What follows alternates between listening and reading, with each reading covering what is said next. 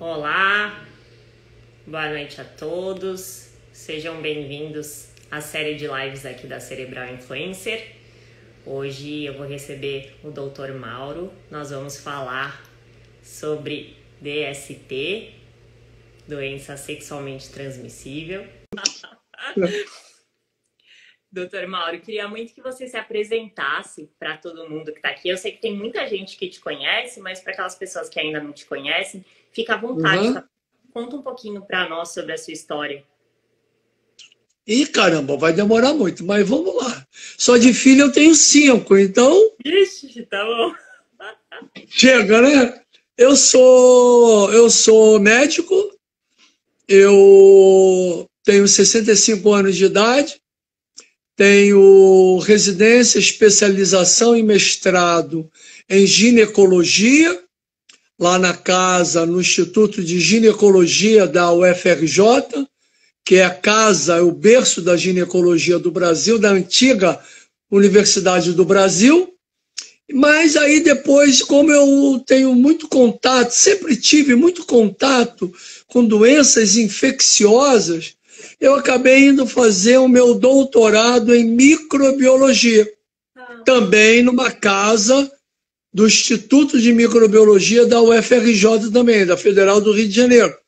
E logo depois, eu ainda estava no meu mestrado, eu fiz concurso para professor de microbiologia, porque durante toda a minha formação médica, na Faculdade de Medicina de Teresópolis, com o professor Milton Madruga, eu fui monitor de microbiologia numa daquelas situações. Como eu era instrumentador cirúrgico, eu já trabalhava como instrumentador, já tinha uma visão muito grande de medicina, já entrava em cirurgia, já dava plantão em pronto-socorro. Quando o professor Milton Madruga certa vez fez uma pergunta, eu respondi sobre antibióticos. E aí toda a aula ele me fazia perguntas. Eu estudava a aula antes da aula, porque ele me fazia perguntas. E aí eu fui respondendo, fui estudando mais e acabei sendo convidado para ser monitor de microbiologia, e é minha veia de infecção. Eu era para ser só cirurgião geral, mas acabei estudando microbiologia e infecção com operar. Eu vi que ginecologia eu podia fazer os dois. E na casa do Instituto de Microbiologia, conhecendo o Paulo Canella, por exemplo, que era um sexólogo de primeira, ficou essa minha vida aí com uma parte clínica, microbiológica, cirúrgica e de uma atenção ao paciente, de escutar o paciente, não só da queixa dele, mas também da vida social, familiar, sexual. Então, ficou mais fácil eu lidar. Que legal. Um pouquinho da trajetória. Todo, né? Ver o paciente como um todo, o grupo, o completo, né? O conjunto completo. A gente tenta. Completo sempre é difícil, mas pelo menos eu aprendi uma coisa, a escutar os outros. Eu falo muito, eu sou muito prolixo, e você, por favor, dá uma piscada para me cortar. Mas eu também sei escutar, eu aprendi a escutar. Eu gosto de quem fala bastante. Eu acho gostoso de ouvir, assim, eu gosto, então vai ser um prazer ouvi-lo. Para quem está assistindo a gente agora, eu acabei selecionando a parte de DST para a gente conversar hoje. E eu sei que é um assunto muito falado, a gente vê muito sobre isso na mídia. Então, eu tentei buscar perguntas que fugissem um pouco do comum, para que a gente pudesse abordar esse assunto, coisas que nem sempre a gente escuta falar. E aí, para começar, eu queria saber quem são as pessoas que podem contrair uma DST? Na verdade, todas as pessoas que mantêm atividade sexual. Esse é o grupo básico. Embora uma ou outra situação possa não ter uma atividade sexual, isso, quando você bota em 100%, é um fato raro. Uma manipulação para uma criança, um contato assim, é aquela coisa que a gente fala, ah, doutor, eu botei a mão na maçaneta e peguei uma DST. Eu sempre brinco, olha, cuidado, não deve ter sido bem na maçaneta. Ou então é um apelido, né? O apelido lá do negócio é maçaneta. Ah, eu sentei no banco quente. Era muito falado sentar no banco quente de ônibus para pegar um corrimento. Também não é o fato comum. Piscina de motel não é o fato comum, a não ser que seja uma piscina de gonorreia, aquele pus enorme e você cai ali dentro, que não é comum. Brincadeiras à parte, é possível um contato ou outro, mas esse é o fato raro. O fato comum é atividade sexual, a manipulação. Às vezes, a pessoa fala que não teve atividade sexual, porque para ela, atividade sexual é a penetração. E aquele brincadeira, o rally-rola, a botar a boca aqui, botar o dedo ali.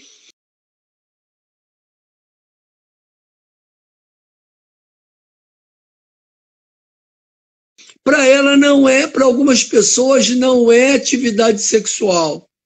Então você tem que explicar que essas doenças elas cometem mais o epitélio, a área de contato, que pode ser boca, pode ser pênis, ano, períneo, vulva, vagina. Então a gente tem que explicar, porque muitas das vezes eu recebo paciente com HPV para fazer peniscopia, e eu vou direto olhar a boca do indivíduo, o cara fala, mas doutor, é para ver aqui, mas eu falo, mas a gente na história, você falou que tem sexo oral, então eu também vou examinar a boca. Então, o básico para as pessoas entenderem é o contato, pele-pele, mucosa-mucosa. E aí é a via de transmissão desses micro-organismos, fungo, bactérias, vírus, que gostam dessa região. Tá. E a gente está falando de um grupo que vai desde pessoas jovens até pessoas idosas. Todo mundo pode contrair uma DST. Não é uma coisa que só a gente jovem... Ah, não, só que... Não, até criança. Quando a gente pega, por exemplo, você vai ver na tabela, se alguém entrar agora e procurar assim, indicadores da sífilis, botar no Google e botar indicadores sífilis, você vai entrar num site do governo, que são as notificações. A gente vai encontrar sífilis em 9 anos, em 10 anos. É uma criança, às vezes é abuso, a gente tem que suspeitar, mas muitas das vezes é atividade sexual mesmo. Toda hora a gente está vendo na imprensa aí meninas, crianças grávidas, que entram nessa disputa se vai fazer abortamento ou se não vai. E o idoso, né, na década, lá nos anos de 1500, de 1400, o ser humano tinha uma perspectiva de vida. Hoje a perspectiva de vida do brasileiro passa de 70 anos. E aí não vai ter atividade sexual? Por que não? Por que não? Né? Então, e quando você olha, na verdade, por exemplo, o HPV, que você coloca na tabela, você encontra muito mais HPV em pessoas acima de 50 anos. Por quê? Porque tem mais tempo de contaminação. Entendeu? Quer dizer, ela tem relação há mais tempo, então teve mais oportunidade. E outra coisa importante, que a gente acredita que só gente de 20, 30 anos que troca de parceiros. Não. Inúmeras pessoas. Se você tiver um papo tranquilo, aberto, natural, homem conta muita vantagem sim, que saiu com A, que transou com 10, que transou com 20. Existe esse papo, mas muitas das vezes tem verdade de variação de parceria sexual e também de multiplicidade de parceiros. E pior, Nathalie, sem uso de preservativo, sem exames periódicos. Sim, porque as pessoas não acabam que se conhecem ali. Então, para a gente fechar, papai, mamãe, vovô e vovó tem relação não ter na frequência de quem está na balada, tendo 3, 4, 5, 6 trocas numa semana, mas eles mantêm atividade sexual. Acreditem que papai e mamãe transam também tem atividade, e vovô e vovó também. Eu acho que a gente está desmistificando um pouco isso, né? Porque hoje em dia, quando a gente vê uma pessoa de 60 anos, é uma pessoa muito ativa. Então, a gente não vê uma pessoa assim, uma pessoa com muito mais idade que a gente vê assim, um pouco mais debilitada. Porque hoje uma pessoa de 60 anos é uma pessoa ativa, que faz as coisas, que se vira, tem autonomia, né? Então, a gente tem recursos, hoje em dia tem produtos, tem lubrificantes. E uma coisa, Nathalie, para dizer isso tudo, você botou esse tema, olha, parabéns, desmascarando. Eu atendo, todo dia que eu saio de casa para ir para o consultório de DST na UF, ou então em papo de colega por telefone, de qualquer situação, eu encontro muitas pessoas jovens de 20, 25 anos que não têm relação, que está deprimida, que tem problemas sérios para atividade sexual. E encontro muitas pessoas com 50, 60, 70 anos numa boa, tranquilo, resolvido na vida, sabe namorar, tem paciência para namorar. Então, não devemos cair na armadilha que 20 anos transa pra caramba e 60, 70 parou. Pode até diminuir a frequência, mas aí às vezes até coloca a qualidade. Hoje tem as medicações para os homens de ereção que ele toma e tchau e benção, ele vai ficar com o pênis ereto, numa boa, entendeu? Então, temos que pensar, e é até bom, porque se existe uma coisa de prazer, que conforto, que melhora muito a mente, é uma boa atividade sexual, é um bom namoro, né? A gente sabe disso. E quando a gente fala em DST, existe uma outra forma de transmissão que não seja exclusivamente pela relação sexual? Sangue. É mesmo verdade que a gente pode pegar, por exemplo, na piscina, sabe? Piscina do clube, que o pessoal geralmente fala, ficar de biquíni molhado, tem mitos assim. Não é o habitual. Tá. Claro, se você pegar, vamos dar um exemplo. Uma pessoa está com uma gonorreia, vamos imaginar, está com gonorreia, está com aquele pus no biquíni, na calcinha, e você pega, troca, porque você precisou, e você achou bonito. Isso é normal? Não é normal.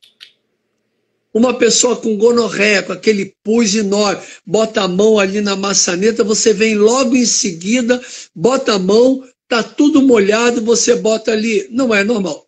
Existe.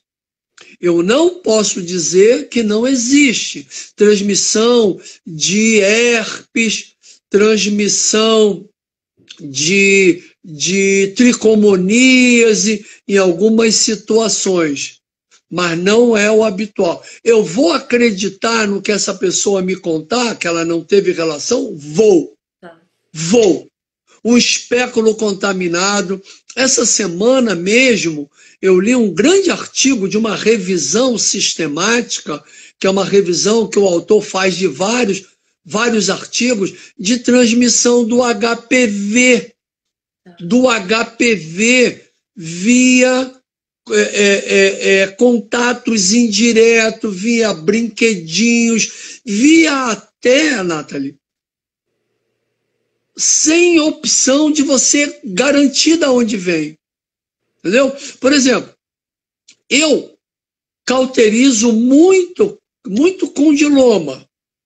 Então, quando você cauteriza, queima, sai aquela fumaça. Caramba, com certeza meu nariz vai pegar partícula. Entendeu? ou então eu botei a mão e logo depois eu me contaminei, porque também existe uma fórmula chamada doença infecciosa é igual número de germes vezes virulência dividido pela resistência. Dependendo do número de germes, você pode se contaminar mais. Daí a Covid.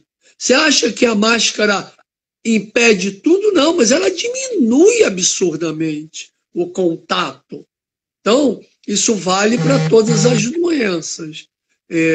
É possível? É, mas é o episódio menos frequente. Mas herpes a gente pode ou não pegar pelo copo? Que dizem isso, né? Qual? Copo de água. O herpes? A herpes. Até pode, você está com uma ferida. Uhum. Porque os vírus, a doença infecciosa, infecto-contagiosa, ela depende de sair partículas. Se você não tem lesão, o número de partículas é muito pequeno. Existe. É mais comum pelo beijo. O herpes labial, mais comum pelo beijo. Existe a possibilidade, mas é mais comum. Por exemplo, eu pergunto muito no meu dia a dia se a pessoa usa objetos, usa os brinquedinhos. Porque se você não higienizar, se você não desinfetar, você pode manter ali um micro-organismo ou outro. Então é importante. E quando a gente pergunta sobre isso, a gente acha que é um número muito pequeno. Não é, não. Se fosse assim, as lojas de artigos sexuais, hoje em dia, estão abertas aí e até na pandemia aumentou.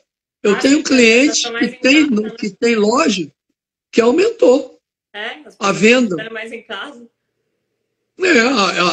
Aumentou. Então, é possível você higienizar.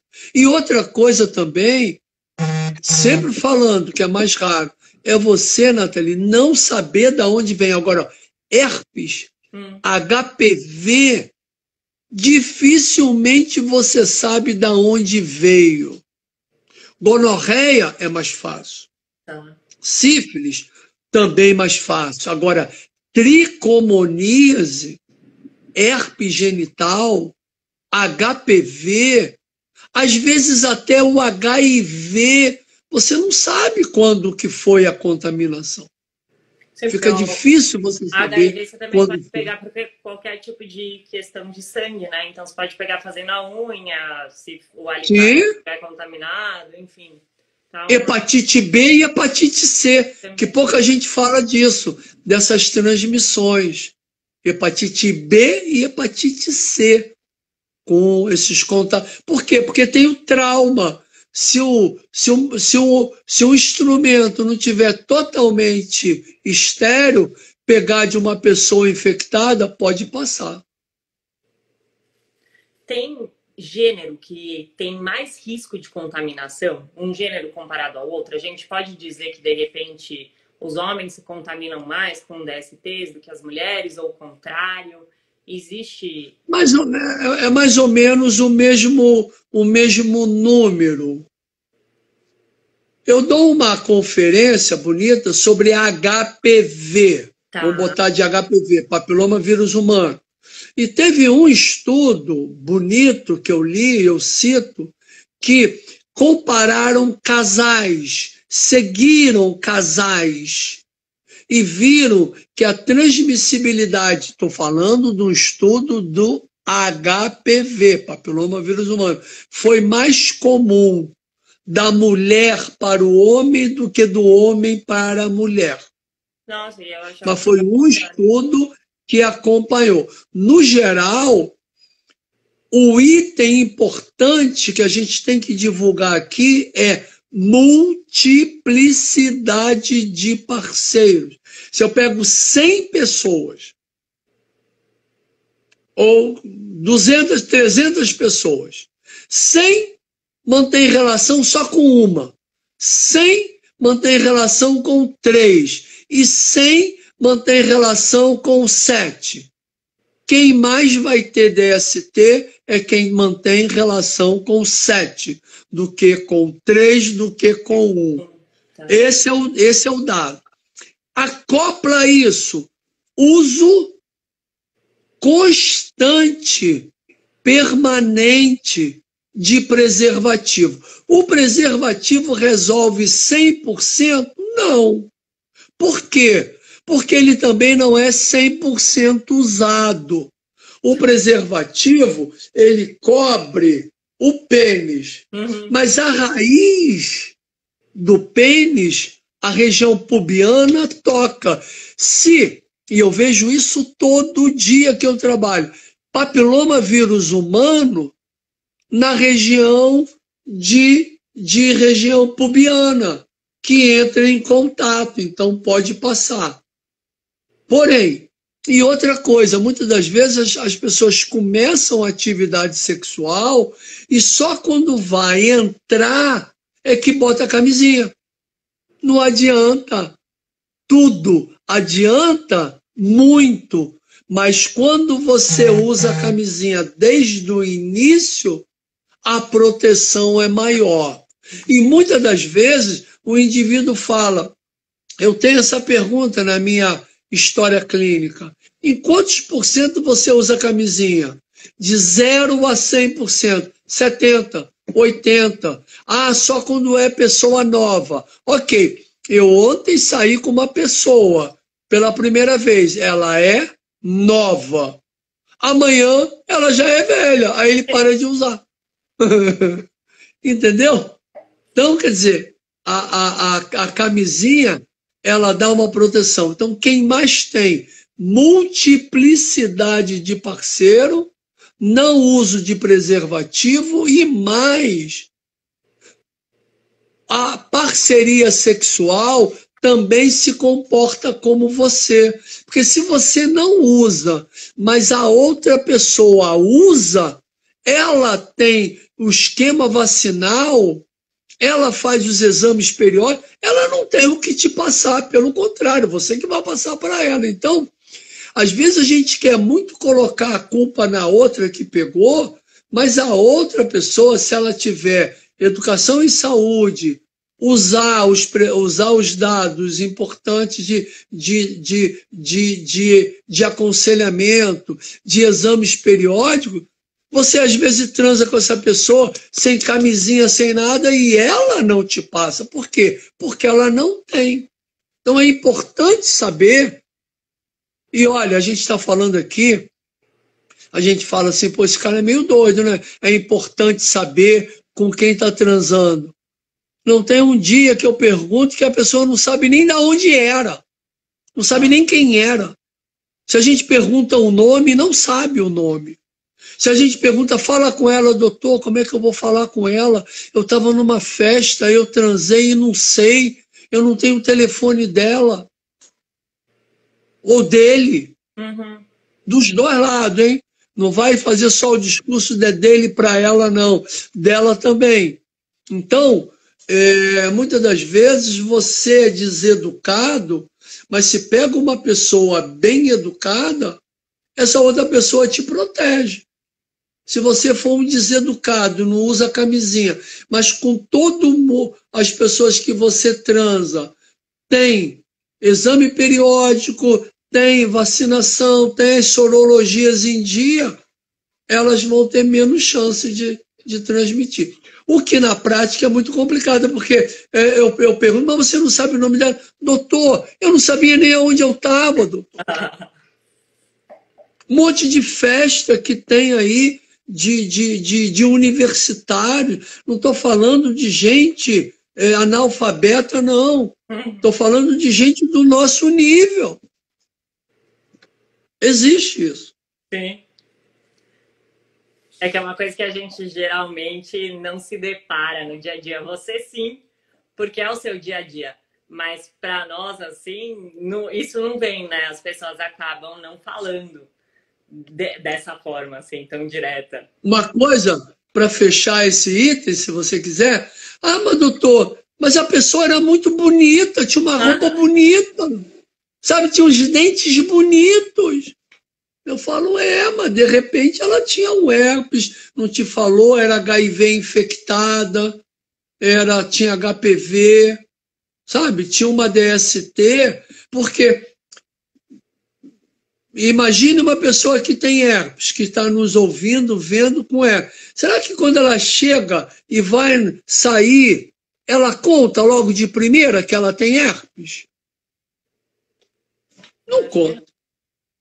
Dificilmente conta.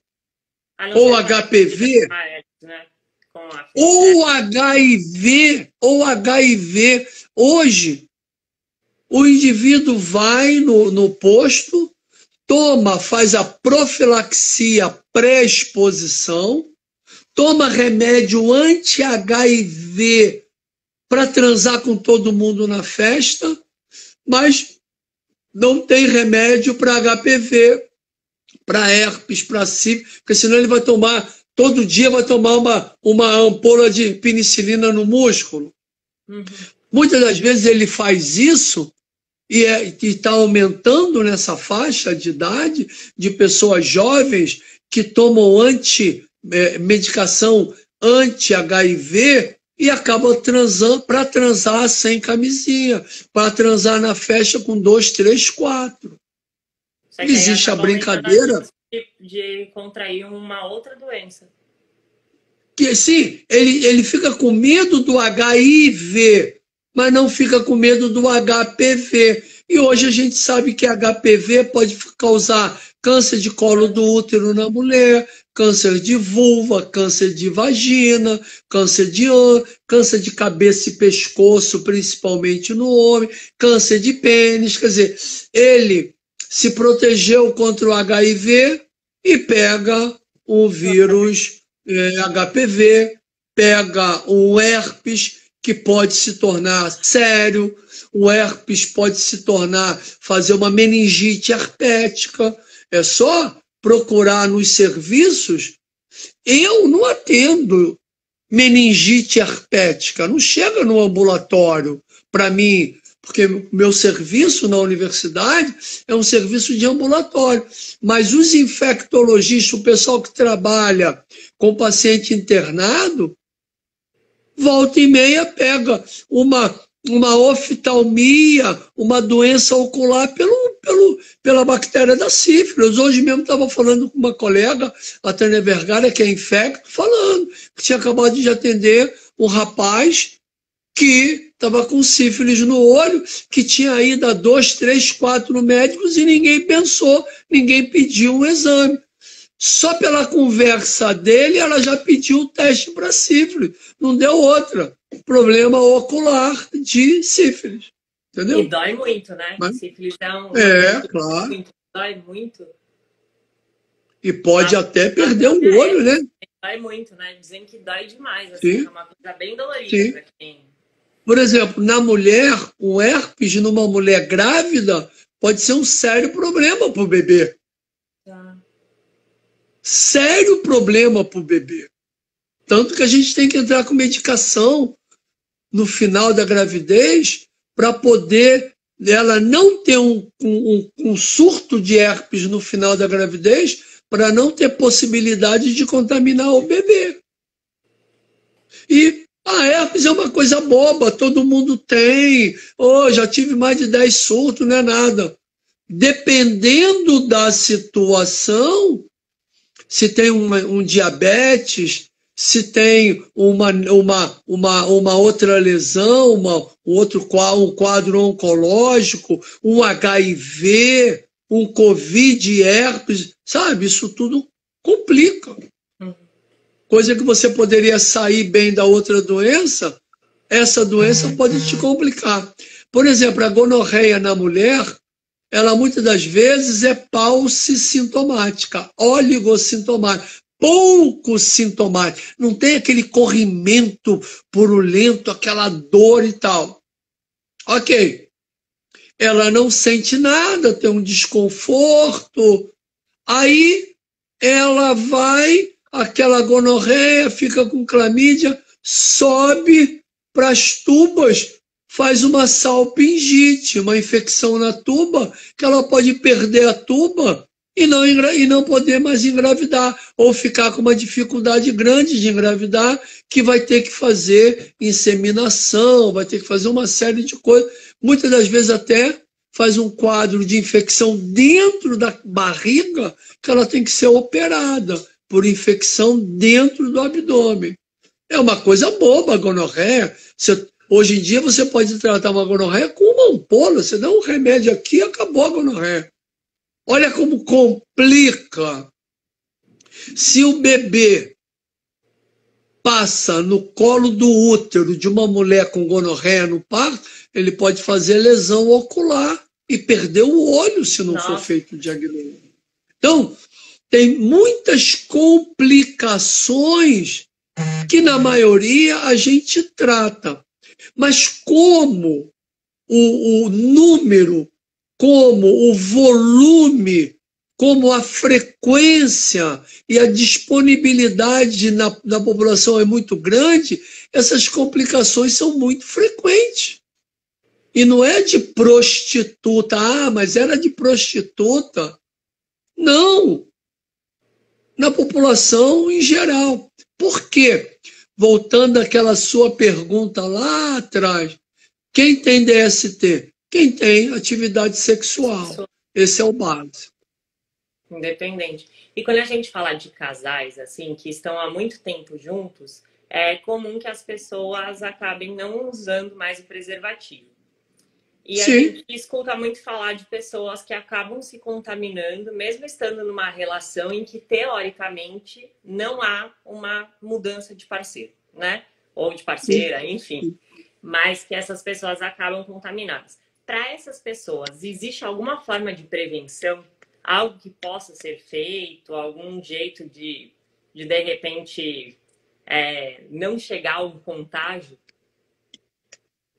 O que eu falo é o seguinte, um é que você deve ter uma relação com uma pessoa, embora muitas das vezes no início da vida sexual, não é assim como eu estou falando, confiar e você ter exclusividade, mas é o ideal. Eu tenho, como médico, eu tenho sempre que propor o ideal, né?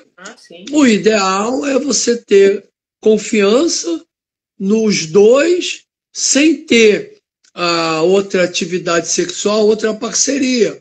E aí, verdadeiramente, o uso de camisinha, o uso de preservativo fica praticamente nulo, porque se eu não tenho relação com outra pessoa, a minha parceira, o meu parceiro não tem relação com outra pessoa, da onde eu vou pegar? É raro. Pode pegar.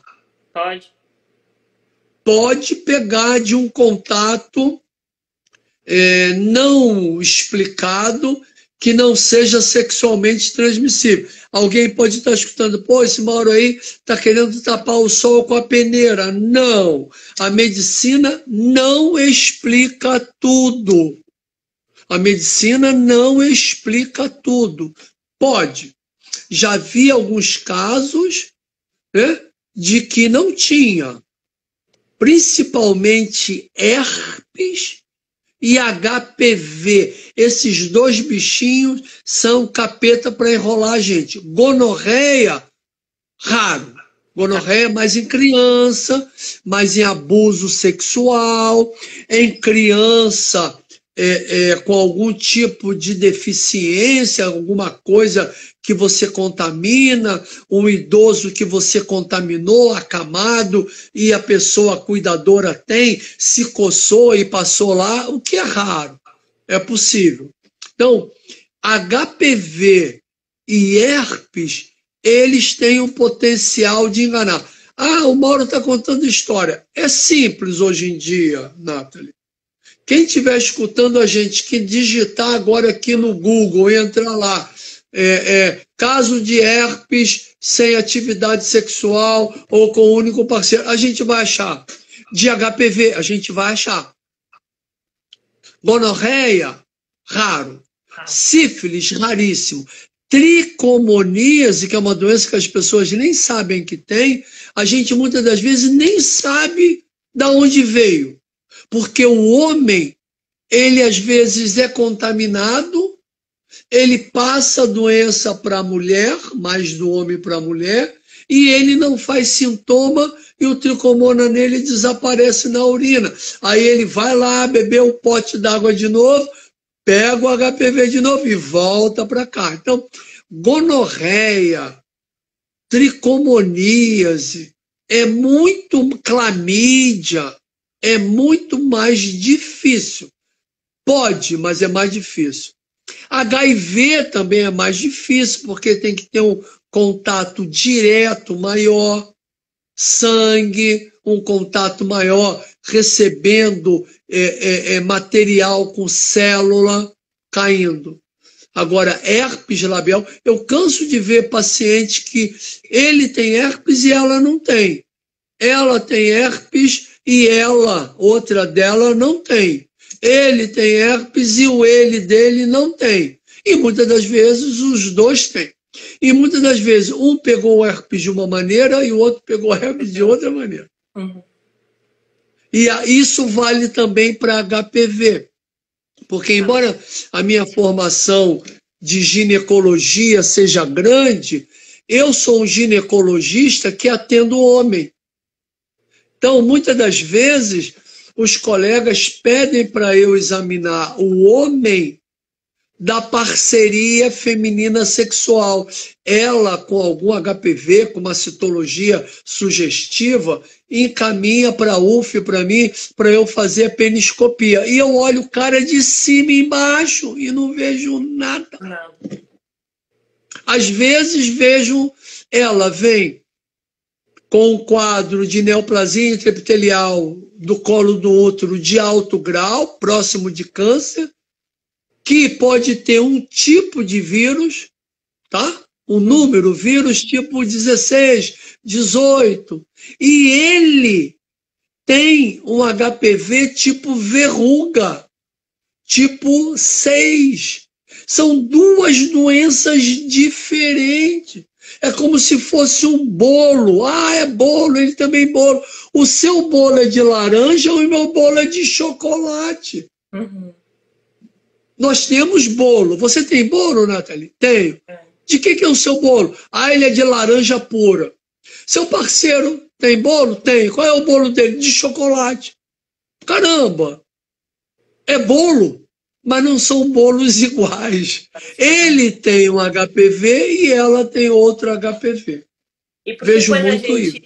Quando a gente fala de vacina de HPV, se já tiver iniciado a vida sexual, ela não tem efeito. É verdade isso mesmo? Não, mentira. Ah, é mentira? Desmascarando HPV. Imagina, a vacina, tem 2 vacinas no Brasil. Tá. Uma que tem imunógeno para 2 tipos de vírus, 16 e 18, que é chamada bivalente. E tem a quadrivalente, que é 6, 11, 16 e 18. E tem uma vacina, que aí eu vou te pedir uma gentileza. Bota na tua vida para você brigar para que o Brasil tenha a vacina nonavalente. Existe uma vacina no mundo que é a vacina nonavalente, que são 9 tipos de vírus. Tá?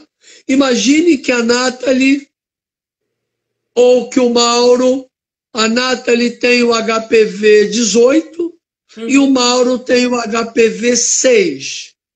Tá? Tá bom.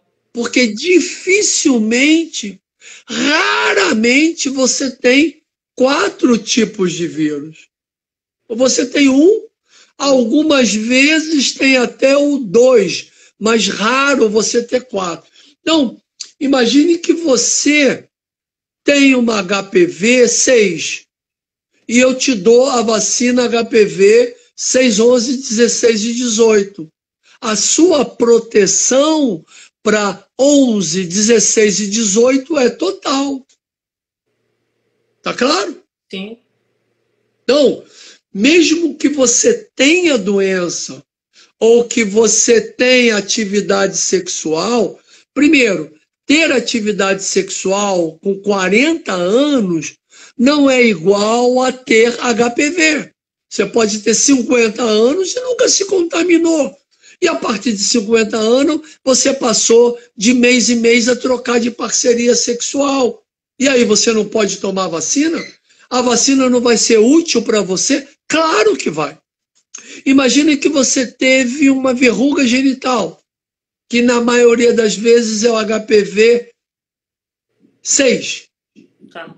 Aí você não toma vacina e aos 30 anos pega o HPV 16, faz uma lesão do colo do útero e tem um câncer de colo do útero. Ah, eu não tomei vacina porque me falaram que eu já tinha tido HPV. Mas qual HPV você teve? Você teve todos os HPVs? Não. Tá claro? Então, olha, ter atividade sexual não impede de tomar vacina. Pelo contrário, ter tido um HPV não impede. Tem um trabalho, Nathalie, que é lindo, que pegaram as mulheres do estudo que tiveram a neoplasia do colo do útero, chamada neoplasia de alto grau.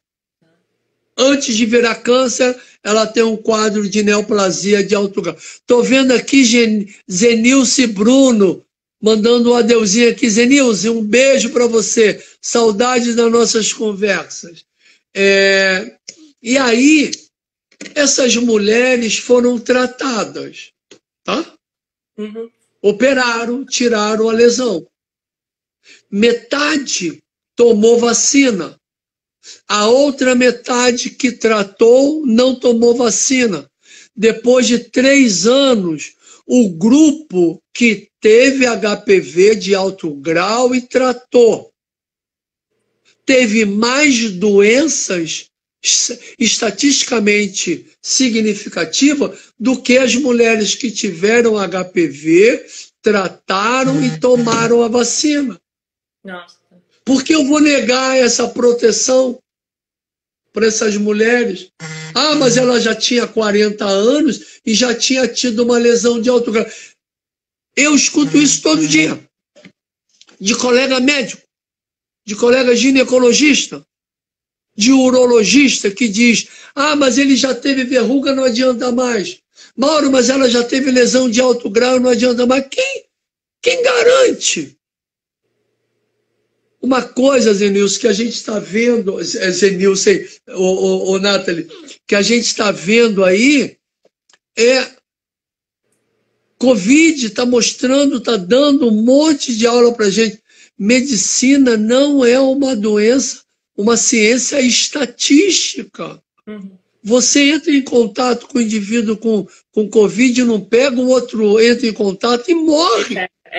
E morre. Gente mais velha não tá. E morre. Não pode dizer que é só pessoas mais velhas. É de acordo com cada um. Isso vale para todas as doenças. Existe uma coisa muito interessante, boa, que são os casais sorodiscordantes para HIV. Um tem HIV, mantém relação, e o outro não tem. Imagina se tem uma vacina e eu não vou tomar. Ah, Mauro, não adianta, porque a minha parceria tem HIV, eu vou ficar em contato com ele sempre. Mas se tem vacina, meu amigo, toma. Se você não tiver certeza, a única coisa que eu tenho que ter confiança é se essa vacina não vai me fazer mal. Aí é diferente. Essa vacina me põe em risco? Essa vacina, se eu tomo, ela me põe em risco? Se existe um produto que é muito testado contra risco, é vacina. Ela é testada, ela é acompanhada no mundo inteiro. Ah, mas teve lá, vou dar um chute, tá? Teve lá na Austrália um indivíduo que tomou uma vacina e passou mal. Ok, pode existir, pode ter uma alergia. Mas essa vacina que foi dada na Austrália, na Nova Zelândia, ela existe no mundo inteiro. Aí você, por causa de uma, você tem que saber que o risco é risco. Se esse risco for grande, for 3, 4, 5% de problema, aí você vai ver. Quer ver uma vacina, que é uma das vacinas que tem um potencial, ou tinha, que a gente tinha muito medo de ter um problema maior de efeito colateral, era a vacina da febre amarela. Por isso que a gente limitava, não dava para todo mundo. Hoje em dia a gente precisou usar para todo mundo, você vê que o volume de efeito colateral é mínimo. O benefício que ela causa justifica qualquer risco mínimo. A vacina da febre amarela nos ensinou muito, porque a gente tinha muito medo. Agora, essas outras vacinas, ela é usada no mundo inteiro durante 30, 40 anos. Entendeu? E para então, vale. Uma vacina, ela precisa ter uma recomendação médica? Ou ela pode chegar e falar, eu quero tomar uma vacina para tal coisa?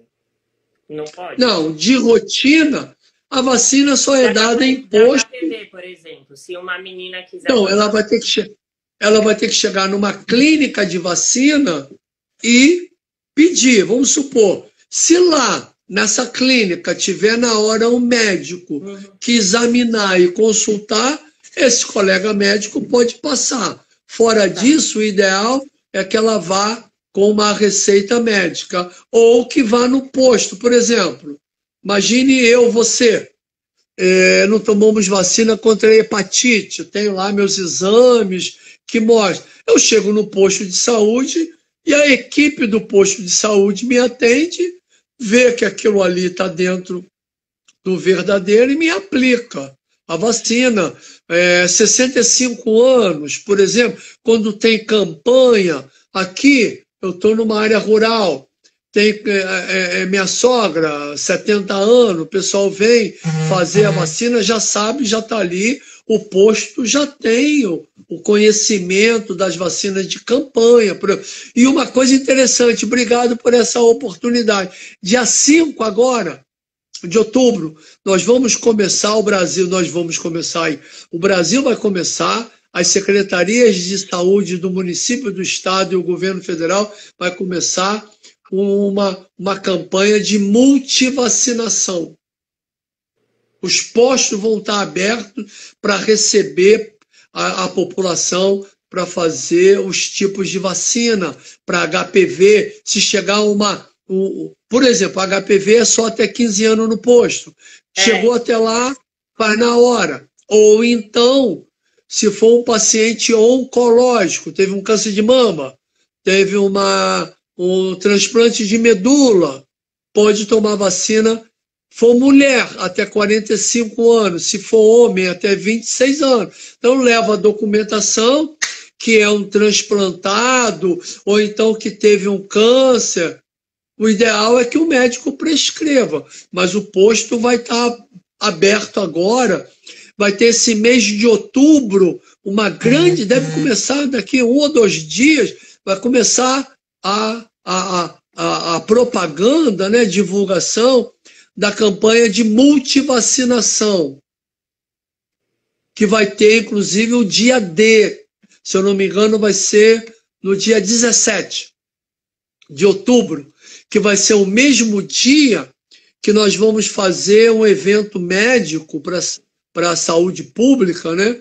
Que é sobre a lei do Dia Nacional de Combate à Sífilis e à Sífilis Congênita. O Brasil tem uma lei para ter o dia de combate, vai ser no dia 17 de outubro. Eu estou vendo uma pergunta, pode ir numa clínica particular sem receita e pedir vacina para HPV? Até pode, se na clínica tiver um médico para te atender. Muitas clínicas têm. Ele olha, te examina, vê a carteira de vacinação. Mas o ideal é que o médico prescreva, no caso dessa HPV. Se for até 15 anos, vai direto no posto, porque é gratuito. E a gente tem alguma contraindicação para essa vacina? Não. Ou se você pedir para o seu ginecologista, provavelmente ele te passa? Te passa. Claro que se você falar que teve alergia a alguma coisa, mas essa vacina, no caso do HPV, ela é uma partícula semelhante a vírus. Ela não é um vírus, é só a casca dele. E o processo de hipersensibilidade, popularmente conhecido como alergia, é extremamente raro ter um efeito colateral. E você não vai saber, não é comum, entendeu? É uma coisa assim, muito rara, e até hoje é muito vigiado, porque a vacina tem uma coisa, Nathalie.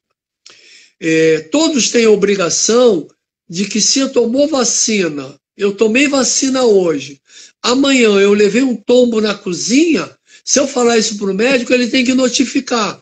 Olha, ele caiu, porque pode ter sido uma tonteira. E aí vai investigar. Qualquer alteração pós-vacina deve ser notificado. Existe um comitê, existe um serviço no mundo inteiro que acompanha isso. Então, qualquer coisa que aparecer, não sei se você viu uma vacina agora da Covid, que um paciente, eu não sei aonde aí, teve um problema, na mesma hora interrompe a pesquisa. Foram pesquisar, avaliaram tudo, comitê externo e viram, não tem a ver com a vacina. Por exemplo, ele escorregou na cozinha molhada de sabão, pô. Então não tem a ver com, tá? Isso tudo é avaliado. Por isso que vacina é extremamente segura. Nós pagamos muito. Ainda tem grupos no mundo que falaram que vacina para rubéola, para isso e para aquilo, dá autismo, criou um tumulto no mundo, tem movimentos anti-vacinas. Tudo isso de uma maneira muito ruim, que só atrasa o desenvolvimento humano e só piora, porque se o indivíduo estiver infectado, ele pode transmitir. Sim. E se o outro estiver vacinado, ele não vai ser contaminado, né? Sim. Então, se você fizer a sua parte, na verdade, você já está garantindo a sua segurança. Com certeza. Ainda assim, é possível a gente dizer que a melhor forma de se prevenir de qualquer DST é usando preservativo? É uma das, eu digo sempre que é uma das. Em DST, na verdade, Nathalie, em relação humana, eu não gosto de falar de a melhor. Eu gosto de colocar um pool. Uma coisa boa, por exemplo, é a honestidade entre pessoas, né? Que é uma forma de educação. A gente começa a namorar, eu falo, Nathalie, eu tenho herpes. Então, vai ter um dia que se eu sentir que está meio assim, a gente naquele dia não transa, ou bota camisinha, tudo bem? Tudo bem. Então, qual é uma maneira boa? Confiança, educação e saúde, liberdade para falar. Honestidade, porque muitas das vezes a honestidade não está só ligado a pessoa não ter relação com outra pessoa. Imagina que eu sou HIV positivo, tenho HIV em mim, tá claro? Tá claro. E não transo com ninguém, só transo com a minha parceira, com o meu parceiro, mas ele não sabe disso. Então, o melhor vai ser só camisinha? Ou o melhor é camisinha, é honestidade, é prevenção, é procurar, chamado rastreio, rotina. Eu digo para todo mundo, está começando, quer ter uma intimidade maior, quer ter uma segurança maior, e eu recebo isso na universidade, muitas das vezes, eu dou parecer, às vezes, por telefone, faz o rastreio nos dois, você vai lá, faz o teste, faz a pesquisa do preventivo, vou ver HPV, vejo herpes, rastreio hepatite, rastreio HIV, rastreio sífilis, clamídia, gonorreia. Os dois fazem, os dois não têm nada. Caramba, eu posso ter relação olhal, umbilical, narigal, orelhal, pescoçal, que eu não vou passar nem pegar. Por quê? Porque a pessoa que tem relação comigo não tem doença. Isso é comum? Lembra? Você lembra?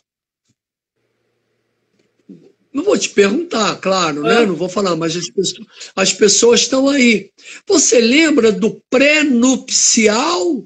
Existe ainda o pré-nupcial, que a pessoa vai, faz o curso na igreja e também vai fazer os exames, porque lá na cabeça do pré-nupcial eles iam começar a atividade sexual. Ok, o meu pré-nupcial, o que é casar? Casar é viver com o outro, casar vem de casal. Eu não preciso botar o meu nome em você ou você botar o nome em mim e nem a gente morar junto para ser casal. A gente pode ser casal, um morando em Niterói, outro morando em Piraí, é casal. Tá claro? Sim. Daí vem a palavra casamento. Então, uma boa tática é o exame de rotina, é o rastreio de rotina. Eu digo para todo mundo, quer pegar confiança, quer namorar com tudo que tiver direito, faz a rotina. Hepatite B, hepatite C, HIV, sífilis, preventivo, isso e aquilo. Tenha um papo assim, tenha um papo assado. Vai pegar como? Faça exame parasitológico de fezes, porque às vezes tem doença na fezes que você passa. Então, esse é o trabalho que a gente tem que ser feito. Inclusive, incluindo camisinha e vacinação para as coisas que existem. Ah, não tem. Existe muita gente que gosta de beijar a área perianal, transmissão de hepatite A, botar o dedo, fazer uma brincadeira, transmissão de hepatite A. Hepatite A é uma DST, caramba, é meio barra, mas, então, fazer a prevenção como um modo como um todo, não só em DST, fazer como um modo como um todo, para poder ter uma atividade. E isso vai passar por camisinha, masculina e feminina.